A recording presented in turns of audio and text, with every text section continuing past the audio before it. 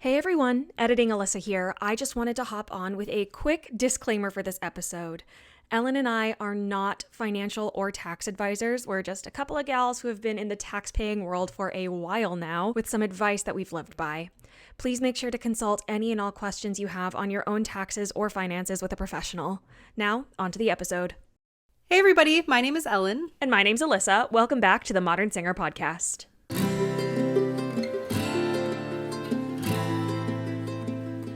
Today we're going to talk about something that we all love and hate, things that we love that are tax deductible. Tax season is just around the corner, which is never fun, but unfortunately we must all pay taxes. Wah-wah. As a singer, you technically own your own business, your singing business, right?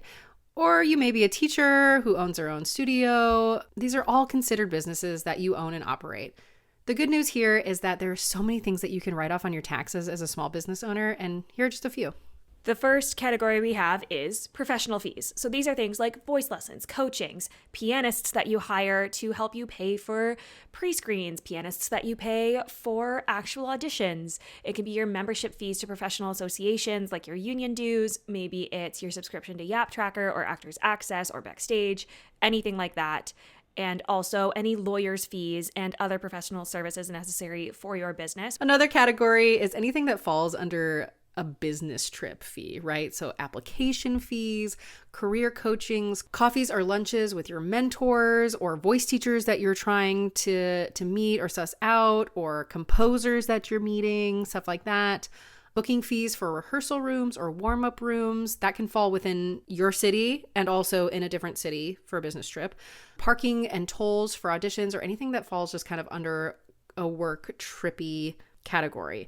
Now, if you're general of thumb, if you're unsure, just save the receipt anyway and maybe like mark on it or put a little sticky note that says like, I traveled here and this is what this receipt is. And then if you are talking to a tax professional, you can ask them. It's better to have them and then it not be tax deductible than something be tax deductible and you didn't save that receipt. Also, make sure to save your receipts for any travel that you're doing to and from work or auditions. And it includes things like trains and planes outside of your city. That is considered like a business trip expense. Next category we have is technology, which is my personal favorite whenever my things like to break. So that's things like iPads, computers, apps for music such as Fourscore, which is my personal favorite. It can be things like audio and recording software such as Adobe, or recording equipment such as your microphone. Maybe it's Spotify. I know my Spotify, I've got a monthly subscription and it just went up and I'm so mad. But Spotify is a write-off because we use it to learn and achieve new music. We are musicians. Music is our bread and butter. It's also fees that are associated with maintaining your website, such as your domain registration, your monthly hosting. It can include things like if you need to hire a web designer, a photographer, or any other creative professional for your business. Another like kind of just catch-all category is general day-to-day needs. So any costumes, or if you're buying a suit or a gown or something like that that you're going to perform in, any dance shoes, sheet music that you're using day-to-day, getting your nails done for a show or audition, that definitely counts. Educational materials like Modern Singer worksheets or workbooks, so you can find those on Etsy. You can write those off, which is really, really great. Rent for classroom or teaching space, even your utility costs for your workspace, that all counts as a write-off. And don't forget to make sure that on your taxes, if you do work at or practice at home, you can claim the home office deduction, which is super useful. I measure my desk, I measure my piano, I measure the space that I use specifically for practice. Like I can't use my piano for anything but practicing and music.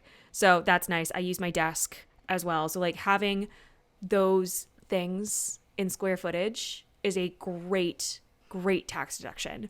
And there are so many more things that you can write off on your taxes. A general tip is make sure to just save all of your receipts. It can be a digital or a hard copy. Maybe it's both.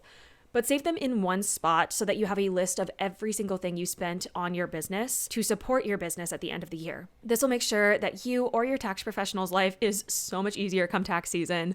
Make sure to speak with a tax professional to see what additional items you can write off on your taxes. But rule of thumb is if you use it for work, you can write it off. But that is blue check, not verified. So Please double check what is actually deductible in your area. But this is a really great starting point if you've never had to do your taxes before, or if there was just a bunch of things on here that you didn't know that you could actually write off. Yeah. And like I said earlier, just it's better to be safe than sorry. Just save the receipts. Save them, whether it's a digital receipt or like a coffee shop receipt that you throw in a folder or something like that, whatever. Just make sure you save them. If you can't write them off, then whatever, it's just a piece of trash or recycle. But if you can and you didn't save it, then, that's money lost. I will say also, just as someone who's gotten audited like 3 times, it's so annoying because I have so many 1099s. You have to save your receipts for, I think it's 7 years for your taxes. You've got to save receipts that you claim for 7 years. So just keep that in mind as well, whether it's digital or physical. You can scan them in if you just want to keep digital and you want to get rid of the paper, by all means. It's also nice to scan them in because, over time, the receipt ink kind of comes off. Yep, and fades. So I keep the paper copy and I do scan them in digitally as well, just, for that's overkill. But I want to would get like one of those little in. Scanner things. That just like scan. You just like put it in scan. And oh, it brings me so much joy. I love office supplies. Thank you so much for listening. If you haven't already, make sure that you're subscribed to the show so that you never miss an episode. If you really loved this episode, we would love to see you tag us in your stories so we can connect with more of our followers. And don't forget to check out our show notes for all of our resources. We'll see you next week. Bye. Bye.